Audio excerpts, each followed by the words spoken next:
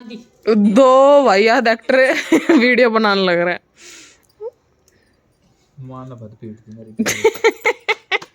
देख थोड़ी देर में कितना आओगा। इनको मम्मी आपकी वैल्यू नहीं पता। क्या आओगे? वो क्या बोल रहा है तू? लाइक और मम्मी को लगता लाइक पे पैसा भी बनता है। चम्मच में दिमाग ले तो खा लूंगा मैं सारी सब्जी। एक चीज तुम भी पूछ कर लिया हो, सारी चीज मैं कर दूं। बहू वीडियो बनाती रहती है। हाँ, बेटा बैठ के वो लगे रहा है वो दे दो ना। तो मम्मी ने हम बनाऊंगा तुम तू खा। मम्मी मैं नहीं कहती। कद कह दी हो बाजरे के भी पोपो का खेल जनता जानती है सब। जनता जाने, जनता भी तेरे जैसी है। चुप हो जाएगा, चुप हो जाएगा।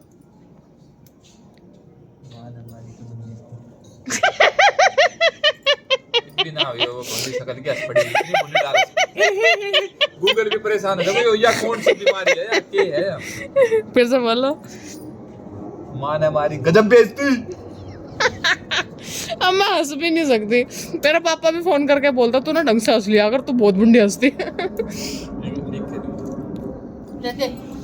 क्या फूकनी दे तेरा फूकनी कौन सा फूकनी का कोई गाना तो है। अरे के है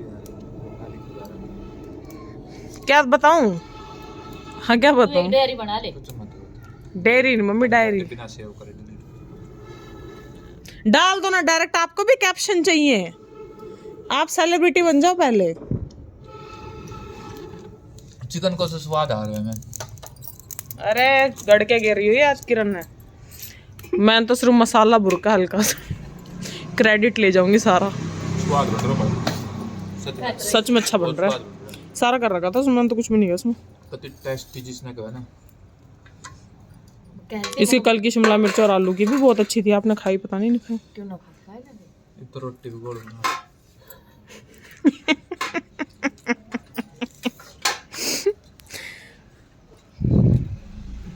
मेरा जेठ छो मैं बोले रे कित मैं भी यादी। अच्छा दियो तो खीरा अपना कर दे बैठी है। ये काम है इसका। तो यही तो जन रहे हैं बच्चा, यही तो खाएंगे, हम थोड़ी खाएंगे। तुम खीरा जनोगा बच्चा जनोगा ना तो बच्चा फल ना फ्रूट ना ही कुछ ना खाए टूक पे जी लेती हूँ मैं। सो तो सारे दिन हम यार सो तो सही बात है। Hello my YouTube family, welcome back to my YouTube channel. आज है एक बहुत ही स्पेशल डे। मुझे एक अपॉर्चुनिटी मिली है। जो स्टॉक करके एक मोटिवेशनल यूट्यूब चैनल है जिसमें जितने भी लोग हैं जिन्होंने अपनी लाइफ में बहुत अचीव किया है और फेमस लोग होते हैं सिर्फ उन लोगों की मोटिवेशनल स्टोरीज़ वो लोग दिखाते हैं, लोगों को बताते हैं ताकि लोग मोटिवेट हो सकें। तो वहीं से मुझे अपॉर्चुनिटी मिली। मुझे मेल आया और उन्होंने कहा कि मैम हम आपकी स्टोरी अपने चैनल पे दिखाना चाहते हैं, जो कि मुझे बहुत ही अच्छा लगा क्योंकि बहुत टाइम से मैं एक ऐसे ही प्लेटफॉर्म का इंतज़ार कर रही थी जहाँ पर मैं अपनी स्टोरी बता पाऊँ और क्या पता मेरी स्टोरी से कुछ लोग मोटिवेट हो जाए। तो अभी मैं और मेरे हस्बैंड जा रहे हैं जो स्टॉक में, गुड़गांव सिकंदरपुर में उनकी ब्रांच है। और इन्होंने क्या पहना है, क्या पहन के बैठे हो जी? कॉपीराइट आ जाएगा। Jacket, denim jacket. आपको कोई बोल देना कि आके मोटिवेट करना, कई देर तक तो खड़ा ही रहूंगा। खड़ा भी हो गया मैं, देख गाड़ी रोक के, पता नहीं कहाँ जाना है। क्यों खड़े हो गए? अच्छा हाँ ये कितना बदतमीज इंसान हो आप सच में यार। क्यों? मैं तो खड़ा हो गया। रत्ती भर भी कदर नहीं है। कर ले वो कर ले चेन तो ना वो कर ले तू पहले। ये तो नहीं सीधा सीधा बोल दूं कि वो मैप दे दे मुझे। फिर बीच में फिर मैं क्या बोलूं? बदतमीज से। सो फाइनली मेरा शूट कंप्लीट हो चुका है। उस चीज़ को मैं शूट नहीं कर पाई जो स्टॉक पे मैं हूँ। ये प्लेटफॉर्म मुझे मिला अपनी बात बताने का, और शायद मैं बहुत टाइम से ना वेट कर रही थी इस चीज़ का कि मुझे एक प्लेटफॉर्म मिले जहाँ मैं अपनी स्टोरी बता पाऊँ। और फाइनली वो बहुत टाइम बाद, बहुत सालों बाद मेरी विश पूरी हुई और बहुत जल्द ही आप लोगों को ये वीडियो मिलेगी। आई होप आप लोगों को अच्छी लगेगी। मैं यहाँ पर अपनी टीम से मिलवा देती हूँ आपको। सब चुप गए अंधेरे में। अब नहीं दिख रहे हो? दिख गए अंधेरे से उजाले की ओर। यहाँ देखो 3 कैमरा लगे हुए थे। उजाला उसका है ना शायद।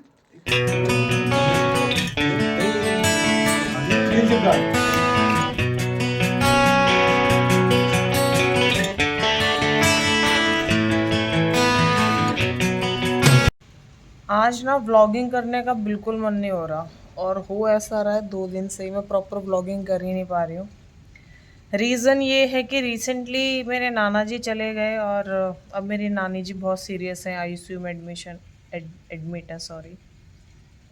तो उनकी भी बहुत क्रिटिकल कंडीशन है, खा पी नहीं रही है कुछ भी। और सबसे बड़ी दिक्कत ये है कि मैं नहीं जा पा रही हूँ। तो आज या कल मैं जाऊँगी माँ से मिलने। वो किसी को पहचान नहीं पा रही हैं।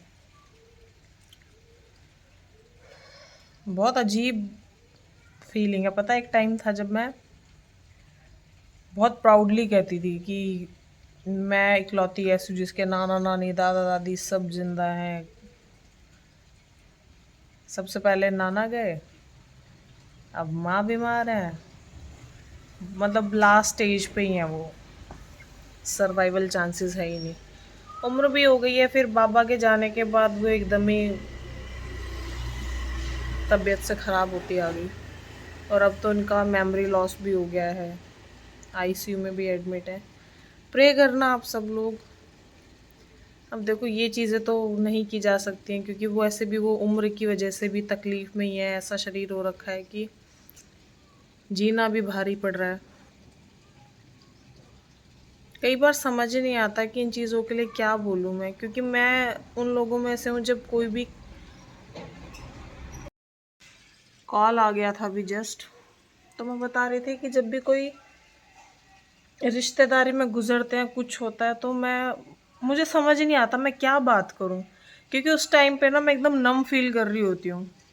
मुझे सब कहते हैं कि तुझे कॉल करना चाहिए, उनसे पूछना चाहिए, और मुझे समझ ही नहीं आता मैं क्या बात करूं, कैसे बोलूं।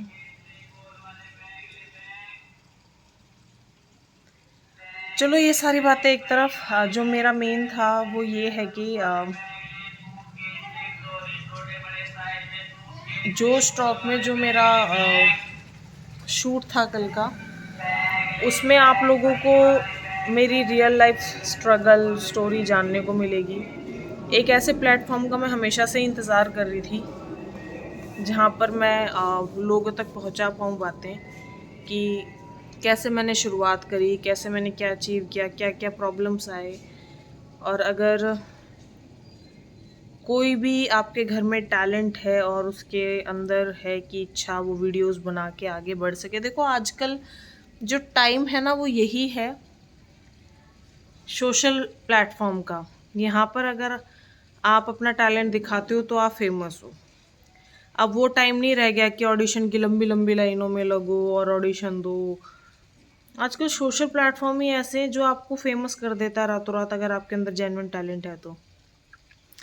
और दूसरा, ये रिक्वेस्ट उन सब हस्बैंड से है जिनकी वाइफ के अंदर टैलेंट है, जो आगे बढ़ना चाहती हैं, वो परमिशन लेती रहती है। तो मैं आप लोगों से कहना चाहूँगी, देखो, वो अपना मायका छोड़ के, सब कुछ छोड़ के आपके पीछे आई हुई है, आपसे परमिशन लेती है हर चीज़ के लिए। उसको कैदियों की तरह मत रखो। अगर उसके अंदर जेन्युइनली टैलेंट है, इच्छा है कुछ करने की, तो उसको आज़ाद छोड़ दो, उसको करने दो। कई लोग होते हैं जिनमें टैलेंट होता है पर कहते हैं हमें फेस दिखाना अलाउड नहीं है, हम ये नहीं कर सकते, हमें परमिशन नहीं मिलती है। तो आप लोगों के पीछे ही है। माँ बाप से भी बढ़कर एक बीवी अपने पति का मान रखती है, हर चीज़ में उसकी परमिशन लेती है। तो अपनी बीवी की नज़रों में ना अपना एक औहदा बनाओ, उसको दबा के मत रखो कि तेरा काम यही है, 4 दीवारी में घर का झाड़ू पोछा। आप उसको आज़ाद करो, उसको बताओ कि अगर तेरे में टैलेंट है तो मैं तेरे साथ खड़ा हूँ। एक पति के लिए ना बहुत सेक्रीफाइसेस करती है एक वाइफ। तो अगर आप भी थोड़ा बहुत उसकी खुशियों के लिए कुछ करोगे तो उसको अच्छा लगेगा। यही था जो स्टॉक का। मुझे नहीं पता कब वीडियो वो लोग अपलोड करेंगे, पर जब भी करेंगे मैं आप लोगों को इन्फॉर्म कर दूंगी। और मेरी हमेशा एक यही, पहले तो चलो मेरा था कि मैंने प्लेटफॉर्म मनी मेकिंग के लिए स्टार्ट किया था, फिर मुझे था कि मेरे जो टैलेंट है उसको शोकेस करूं। अब इतने सालों से मैं हूं, तो अब मैं चाहती हूं कि अगर जेन्युइनली बाकी किसी बहू में, बेटी में टैलेंट है तो वो सामने आए, उनको परमिशन मिले, वो कोशिश कर रही हैं तो आगे बढ़ें। वो आज भी ऐसा है कि जो आसपास के ही कुछ लोग होते वो मुझे ही सपोर्ट नहीं करते हैं, मुझे ही सोचते हैं घमंडी है, हम तो इससे बात नहीं करेंगे। वरना होता है ना कि सबसे पहले जो आपका पड़ोस होता है वो सबसे पहले आपके साथ खड़ा रहता है। पर अभी तक मेरे साथ ऐसा नहीं है, बहुत ही रेयर लोग हैं जो मेरे साथ रहते हैं। अदरवाइज़ हमेशा मुझे यही रहता है कि ये तो घमंडी होगी, ये तो ऐसी है, ये तो वैसी है। तो चलो क्रिटिसाइज़ करते हैं, इट्स ओके। लेकिन फिर भी मैं यही चाहूँगी, अगर कोई है जिसमें टैलेंट है और मेरी हेल्प चाहता है, वो ये चाहती है, तो डेफिनेटली मैं उसकी हेल्प करूँगी जिस हद तक मुझसे हो पाएगी। क्योंकि मैं नहीं चाहती जितना स्ट्रगल मैंने किया है, क्योंकि मेरे ऊपर किसी का सपोर्ट नहीं था। Support in the sense social platform पे जैसे कोई फेमस हो या वो मुझे सपोर्ट कर रहा हो। खुद के मेहनत पर स्ट्रगल कर करके मैंने ये सब अचीव किया है। एक होता है सोशल प्लेटफॉर्म पे सिर्फ वीडियो बना के डाल रहे हो आपने डांस किया, वीडियो डाल दी। देखो सोशल प्लेटफॉर्म का एक मीनिंग और मैं आप लोगों को बता देती हूँ। इस प्लेटफॉर्म में होता है टैलेंट शोकेस। आपके अंदर जो टैलेंट है वो दिखाओ, कंटेंट दिखाओ। अगर आप नॉर्मल कहीं पर भी ना आपने क्वालिटी दी है, ना ही आपने बैकग्राउंड दिया है, ना ही आपने कोई थीम रखी है, ना ही कॉन्सेप्ट रखा है, आप बस गाना चलाया, 2-3 बार उछल लिए, छोड़ दिया, अपलोड कर दी, वायरल हो गया, फॉलोवर्स, उन फॉलोवर्स का कोई फ़ायदा नहीं है। वो सिर्फ ये है कि आप टाइम पास के लिए कर रहे हो। अगर आप जेन्युइनली इस फील्ड में आगे आना चाहते हो तो आपका फोकस होना चाहिए कि ब्रांड कैंपेन्स मुझे मिले, वैरायटी दूँ मैं। अब मैं अपने पेजेस पे वैरायटी देती हूँ, चाहे वो वेस्टर्न कल्चर दिखाना हो, अपना इंडियन कल्चर दिखाना हो, चाहे वो ब्रांडेड कैंपेन्स करना हो, चाहे वो देसी लुक दिखाना हो। मतलब मैंने अपने पेज पे सारी वैरायटी डाली हुई है, ताकि कल को कोई कंपनी मेरे पास अपना प्रमोशन लेके आती है तो उनको रहे कि हाँ, मैं हर चीज़ में सक्षम हूँ। तो अगर आप सोशल प्लेटफॉर्म पे हो तो उसको टाइम पास का ज़रिया मत बनाओ कि सिर्फ फॉलोवर्स बढ़ाने, अरे मेरे तो इतने फॉलोवर्स है। उन फॉलोवर्स का कोई फ़ायदा नहीं है। आप यहाँ पर हो तो थोड़ी मेहनत करो, ऐसा काम करो कि कंपनियाँ, कैंपेन्स, ये सब आपके पास आएँ प्रमोशन के लिए। अपनी प्रोफाइल को उस हद तक आगे बढ़ाओ। टाइम पास की वीडियो बनाओगे, रील बनाओगे, कोई ना कोई वायरल जाएगी, फॉलोवर आ जाएगा, उस चीज़ का क्या फ़ायदा? कोई फ़ायदा नहीं है। ऐसा काम करो कि दिन में अगर आप एक वीडियो भी डाल रहे हो तो 10 लोगों तक पहुँचे और वो वाह वाह ही करे, अरे वाह क्या वीडियो है, अरे वाह इसमें तो हाँ कुछ है, अच्छा है। तो ऐसे करके तो आज का व्लॉग करते ही यहीं ख़त्म। मैं और कुछ शूट नहीं करना चाहूँगी, थोड़ा मन सा भी नहीं है। तो मेहनत मैं भी कर रही हूँ, कोशिश मैं भी कर रही हूँ। मुझे भी सपोर्ट की ज़रूरत होती है, मुझे भी सहारे की ज़रूरत होती है। मैं भी चाहती हूँ कि सब लोग साथ मिलकर चलें।